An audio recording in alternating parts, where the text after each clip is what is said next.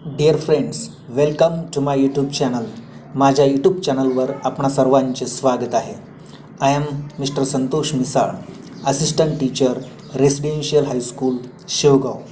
Do watch my videos to learn English. इंग्रजी अधिक सोप्या पद्धतीने समजून घेण्यासाठी या चॅनलवरील व्हिडिओज शेवटपर्यंत पहा. And if you like this video, don't forget to subscribe it and press the bell icon so that you will get the notifications of my new videos. विद्यार्थी मित्रांनो, आपण आज पाहत आहोत घटक लँग्वेज स्टडी आणि उपघटक types of sentence. Types of sentence या घटकावर आधारित किमान एक प्रश्न प्रश्नपत्रिकेत विचारलाच जातो, म्हणून हा घटक देखील खूप महत्त्वाचा आहे.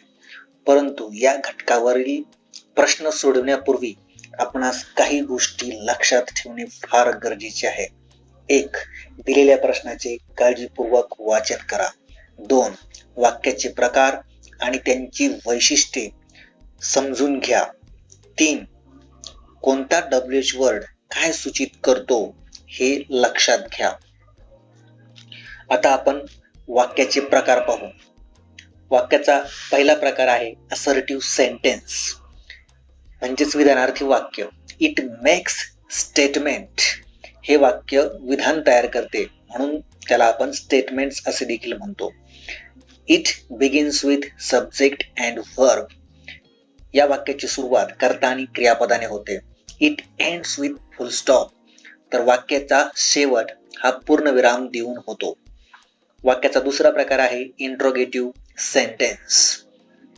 It asks question. हे वाक्य प्रश्न विचारते.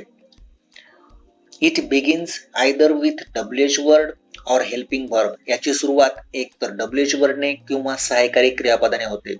It ends with question mark. या वाक्याचा शेवट प्रश्नचिन्हाने होतो. वाक्याचा तिसरा प्रकार आहे imperative sentence. It expresses a command और मेक्स अ रिक्वेस्ट. हे वाक्य आज्ञा किंवा विनंती करते. It begins with main verb and ends with full stop. या वाक्याची सुरुवात मुख्य क्रियापदाने होते, तर शेवट पूर्णविराम देऊन होतो. वाक्याचा चौथा प्रकार आहे exclamatory sentence. It expresses strong feelings. हे वाक्य तीव्र भावना व्यक्त करते. It begins with what or how. याची सुरुवात व्हॉट किंवा हाऊ या शब्दाने होते. It ends with exclamatory mark. तर वाक्याचा शेवट उद्गारवाचक चिन्हाने होतो. आता आपण पाहूया कोणता WH वर्ड काय सूचित करतो. When implies time, where implies place, why implies reason, how implies manner, how many implies number, how much implies quantity, how long implies duration, how far implies distance, how often implies frequency, whose implies possession, who implies the name of person, or which implies choice. तर चला आता आपण या घटकावर आधारित काही उदाहरणे पाहू. First example. Your friend is late to school. Which WH word will you use to ask him the reason. तुमच्या मित्राला शाळेत यायला उशीर झाला आहे, त्याला कारण विचारण्याकरता कोणता WH शब्द वापराल. पर्याय आहेत. 1. वेअर, 2. हाऊ, 3. वाय आणि 4. वेन. इंग्लिशमध्ये आपण ज्यावेळी एखादं कारण विचारतो त्यावेळेस आपण वायने प्रश्न सुरू करतो, म्हणून पहिल्या प्रश्नाचा अचूक पर्याय आहे पर्याय क्रमांक 3 Y. Next example. Choose the correct sentence from the given alternatives. दिलेल्या पर्यायातून योग्य वाक्य निवडा. पर्याय दिलेले आहेत. 1. He was completed his homework in the morning. 2. He has completed his homework in the morning. 3. He complete his homework in the morning. आणि 4. He is completes his homework in the morning. आता आपल्याला या पर्यायामधून योग्य वाक्य निवडायचे आणि या पर्यायामध्ये दिलेले योग्य वाक्य आहे पर्याय क्रमांक 2 मध्ये. He has completed his homework in the morning. हे वाक्य पूर्ण वर्तमान काळामध्ये योग्य रचनेनुसार तयार केलेलं आहे, म्हणून प्रश्न क्रमांक 2 चा अचूक पर्याय आहे पर्याय क्रमांक 2. Next example, choose the correct type of sentence. पर्यायातून वाक्याचा योग्य प्रकार निवडा. वाक्य दिलेलं आहे, what else can we do here. पर्याय आहेत 1 an imperative sentence, 2 a statement, 3 an exclamatory sentence आणि 4 an interrogative sentence. आता दिलेल्या वाक्याची सुरुवात WH वर्डने झालेली आहे, शेवटी क्वेश्चन मार्क आलेला आहे, म्हणजेच हे वाक्य इंट्रोगेटिव्ह सेंटेन्स आहे, म्हणून प्रश्न क्रमांक 3 चा उत्तराचा अचूक पर्याय आहे पर्याय क्रमांक 4 an interrogative sentence. Next example, find out the odd sentence. वेगळं असलेलं वाक्य निवडा. आपल्याला दिलेले वाक्य आहेत पर्यायामध्ये 1 he is a lazy boy, 2 don't sit lazily, 3 he does not work here आणि 4 we had a good time in the place. आता या चारही वाक्यामध्ये 3 वाक्य असर्टिव्ह सेंटेन्सेस दिलेले आहेत. पहिलं वाक्य he is a lazy boy assertive sentence आहे. तिसरं वाक्य he does not work here हे देखील असर्टिव्ह सेंटेन्स आहे. आणि चौथं वाक्य we had a good time in the place हे देखील असर्टिव्ह सेंटेन्स आहे. फक्त या ठिकाणी पर्याय क्रमांक 2 मध्ये दिलेलं वाक्य हे वेगळं वाक्य आहे. डोंट सिट लेझिली हे आहे इम्परेटिव्ह सेंटेन्स, म्हणून प्रश्न क्रमांक 4 चा अचूक पर्याय आहे 2. Next example, choose the correct alternative. योग्य पर्याय निवडा. Exclamatory sentences are used dash. पर्याय दिलेले आहेत 1 to make request, 2 to ask question, 3 to express strong feelings आणि 4 टू ऑर्डर समबडी. आपण सुरुवातीलाच पाहिलं की एक्सक्लेमेटरी सेंटेन्सचा उपयोग हा तीव्र भावना व्यक्त करण्यासाठी होतो, म्हणजेच टू एक्सप्रेस स्ट्रॉंग फिलिंग्स, म्हणून प्रश्न क्रमांक 5 चा अचूक पर्याय आहे पर्याय 3 to express strong feelings. Next example, choose the correct assertive sentence for the following sentence. खाली एक वाक्य दिलेलं आहे, त्या वाक्याकरिता योग्य विधानार्थी वाक्य निवडा. वाक्य काय दिलंय, हाऊ ब्युटिफुल इट लुक्स. पर्याय दिलेले आहेत, इट लुक्स ब्युटिफुल. दुसरा पर्याय, it looks very beautiful. 3 it looks beautifully आणि 4 इट लुक्ड ब्युटिफुल. आता दिलेलं वाक्य हे एक्सक्लेमेटरी सेंटेन्स आहे आणि आपल्याला त्याचा असर्टिव्ह सेंटेन्स बनवायचं. अशा वेळी आपण कर्ता क्रियापद अगोदर घेतो आणि भावनेची तीव्रता दाखवण्यासाठी त्यापूर्वी विशेषणापूर्वी आपण व्हेरी एक्स्ट्रीमली यासारखे शब्द वापरतो, म्हणून या ठिकाणचा पर्याय क्रमांक 2 हा उत्तराचा अचूक पर्याय आहे. It looks very beautiful. Choose the correct WH word to complete the sentence. वाक्य पूर्ण करण्याकरता योग्य WH शब्द निवडा.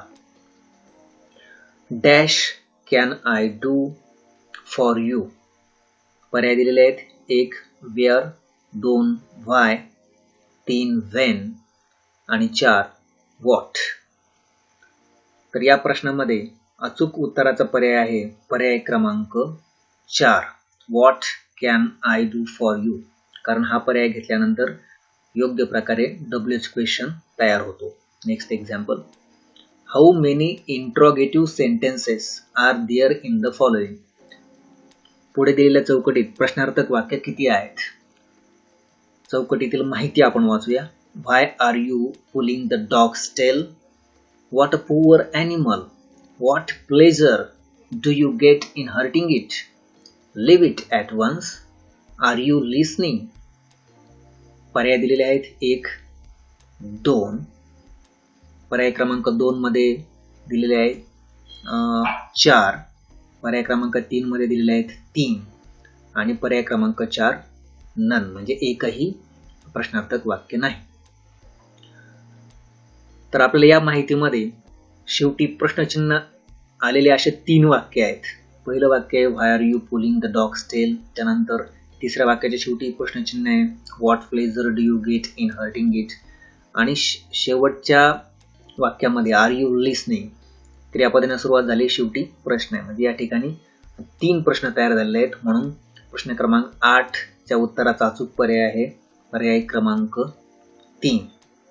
Next example, choose the correct punctuation mark for the sentence given below. दिलेल्या वाक्याकरता योग्य विरामचिन्ह निवडा. वाक्य आहे व्हॉट अ रिमार्केबल अचिव्हमेंट. आणि पर्याय दिलेले आहेत. पहिल्या पर्यायामध्ये दिलंय या ठिकाणी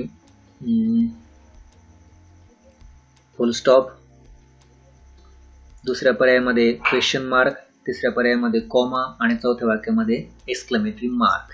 आता हे दिलेलं जे वाक्य आहे ते उद्गारार्थी वाक्य आहे म्हणून याच्या शेवटी येणारे एक्सक्लेमेटरी मार्क. म्हणून प्रश्न क्रमांक 9 च्या उत्तराचा अचूक पर्याय आहे पर्याय क्रमांक 4. Next example, imperative sentence usually begins with dash. आज्ञार्थी वाक्य सामान्यतः डॅश म्हणजे कशाने सुरू होते असं या ठिकाणी आपल्याला विचारलंय. पर्याय 1 noun, 2 basic form of a verb, 3 past tense form of the verb आणि 4 वॉट. तर इम्परेटिव्ह सेंटेन्सची सुरुवात ही नेहमी मेन व्हर्बने होत असते, म्हणजे मुख्य क्रियापदाने होते. त्यालाच आपण basic form of a verb असे म्हणतो. म्हणून प्रश्न क्रमांक 10 च्या उत्तराचा अचूक पर्याय आहे पर्याय क्रमांक 2. Next example, choose the correct yes no question for the following sentence. पुढील वाक्याकरता योग्य येस नो टाईप क्वेश्चन प्रश्न निवडा. वाक्य दिले you have done the practicals today. पर्याय 1 are you done the practicals today, 2 you have done the practicals today, 3 when have you done the practicals आणि 4 have you done the practicals today. ज्यावेळी आपणास विधानार्थी वाक्य दिलेलं असतं आणि त्या वाक्याचा आपल्याला येस नो टाईप क्वेश्चन तयार करायचा असतो त्यावेळी फक्त आपण inversion of subject and verb म्हणजे आपण कर्ता आणि क्रियापद यांची अदलाबदल करतो. म्हणजे फक्त या ठिकाणचं क्रियापद अगोदर येणार आहे आणि कर्ता जो आहे तो नंतर जाईल आणि शेवटी प्रश्नचिन्ह येईल आणि असा पर्याय आहे पर्याय क्रमांक 4 have you done the practicals today. म्हणून प्रश्न क्रमांक 11 चा अचूक उत्तराचा पर्याय आहे पर्याय क्रमांक 4. Next example, the student sed please let me go together. The underline part indicates.